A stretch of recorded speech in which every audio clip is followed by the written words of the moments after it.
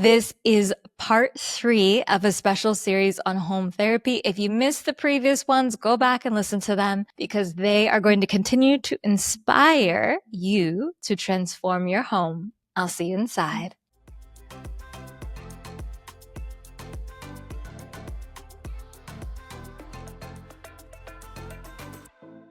So organization, as you know, is really important in our lives because there's a mental load. When we see clutter, there's a mental load that I think people don't often realize really bogs us down. It's like that anchor that's dragging us down every day seeing clutter. Some of us live with that clutter and we're okay. Other people get very stressed. But I think overall research has shown that it does increase anxiety. It does impact our mood. And the more we can be organized, and when I say organized, I don't mean perfection. I don't mean everything's like put away. Let's just be real, especially with busy lives. Even if we don't have kids or pets, we're just busy. Having some kind of structure. Every place has a home. You know, everything has some kind of flow to it. Then it will decrease the cortisol. As you know, that's our stress hormone that is just constantly out circulating in our bodies and creating that fight or flight response.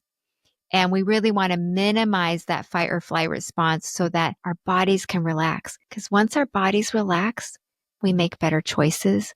We communicate more effectively. So with organization, it's really about your hallway, closet, your drawers and your bins in the kitchen, the bathroom, your countertop surfaces. Those are things to really think about. How do I restructure it so it's not so creating that cognitive load? Because again, cognitive loads impacts our executive functioning, which is how we make decisions, how we interact with people, how productive we are. Yeah, this is even like small things people might not recognize. For instance, if you are someone who doesn't enjoy cooking, is it because you don't enjoy cooking or because you have to just search the cupboard for the spices 100%. And all the pans are stacked out and they fall on you? The chicken or the egg, right?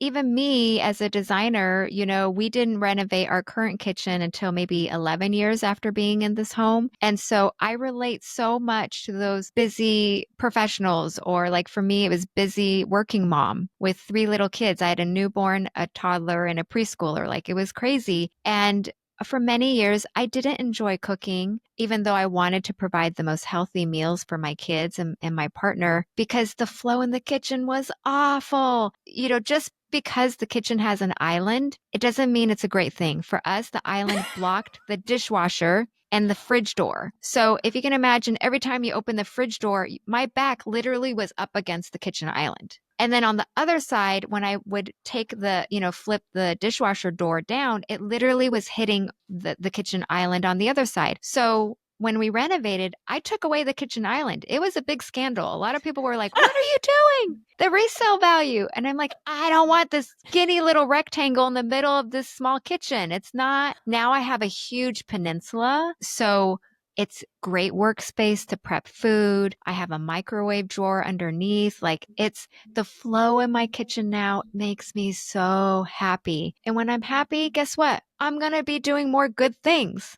It would have been a scandal though to remove the island like that. So once you've you've asked the questions, you've really thought about what you specifically need from your home, from your space, and you've also started to go into the organizational aspect to make your life easier and flow. Then we flow into the communal domain.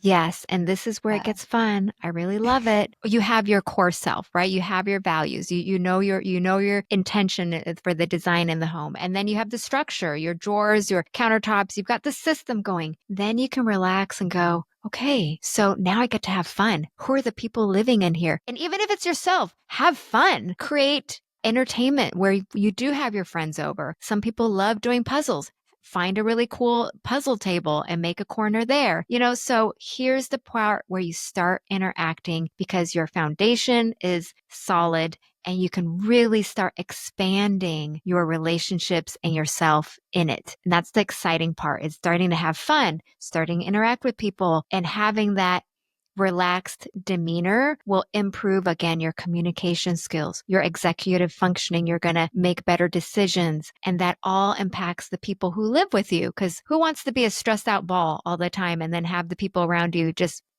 why is mommy so mad?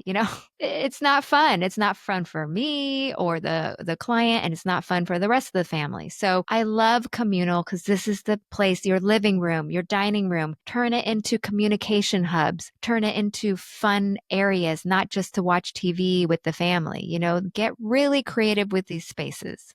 You've probably seen a lot with your work, but what is one of the most interesting, innovative things you've seen done with a communal space? In Southern California, we have a lot of cookie cutter homes where the living room and the dining room are squished together. And right when you walk through the front door, it's right there. A lot of times, we don't really do formal living room, dining rooms anymore. It's just like dead space. And then you walk into the back of the house and there's your family room with the kitchen. And that's just always, always where the people convene. So I've done really interesting things such as adding a pool table because the family has 3 teenagers and now they want to be the fun house where all the friends come over. We took out the dining room in the living room, dining room, and we extended it more couches and bean bags. And it was like a little mini great room for another family. And also, this is kind of crazy, but we also put in like a extended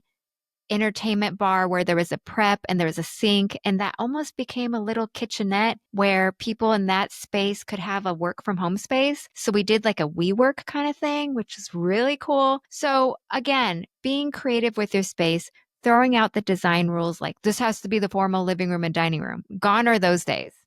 Yeah, and there's so many ways too, like you've described, that you can take kind of dead space that was used for prior functions and make it a place to connect. Have you seen that guy who he goes and this is mostly on Instagram, of course, and he creates really wild things in his home for his kids. And there was one where he had this living room that had really high windows, but they couldn't really enjoy them because the ceilings were so high. So he created a net that they could climb up into. Did you see this? No, that is so cool. You'll have to tell me who that is. So that his kids could then climb up and enjoy the windows, or people could just read. And of course, people complained that, oh, how are you going to sell your house like this? Yeah, so it was almost like a hammock. Imagine across the entire length of the ceiling and multiple levels too. So almost like a little fun house that you would climb through. Then you're using that space, as you said. It's not just for to be on the front of a magazine. It's meant for you to be able to enjoy it and be with the people you love. What about a smaller things? Is there something that you see across the board that people implement in the communal domain that helps people to connect more? So one thing that I love using is the dining table. I love it to use it as a double function. Yes, it's a place to convene and eat. And I know having meals together is a wonderful connector, but also, especially when you have children, it doesn't matter how small or when they grow, it's just a good habit is what I'm trying to say. A good home loop is even for partners. If you don't have kids, it's a great neutral place to talk about harder conversations, decision making, but really sitting down, putting your devices away, and the dining room is a neutral area. Again, utilizing a space that maybe we don't use often enough as a communication hub. We start training ourselves oh, you know what, really need to talk about finances. Okay. And you just shoot your partner a text meet me at the dining table Saturday 5. It becomes a habit where that area is not a bad place to talk about bad things, but it's a neutral place to meet and connect and work things through, problem solve, resolve conflict.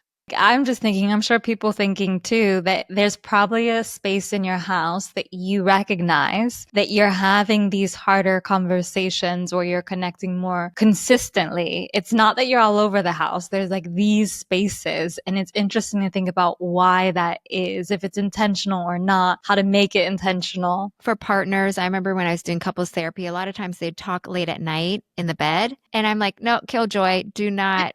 Let's reschedule. It is easier to just before you fall asleep, start talking about things. But really the bed is not the place for hard conversations. That vulnerability, the authenticity, it's all about intentionality. We always can carve out time for things. It's just making the time.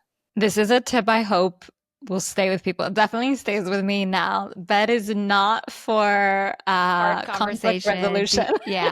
Do not. If we move into the last domain, this is the one that I'm personally most excited about, being in wellness and health. I'm really curious to hear about the renewal domain and how we can start to explore that, because I think in the past people didn't really pay much attention to this one, but it makes such a difference. This is the end of part 3. Thank you so much for listening. We have one more part here, part 4, and that is where you will learn everything else about this amazing method that Anita teaches. I'll see you there.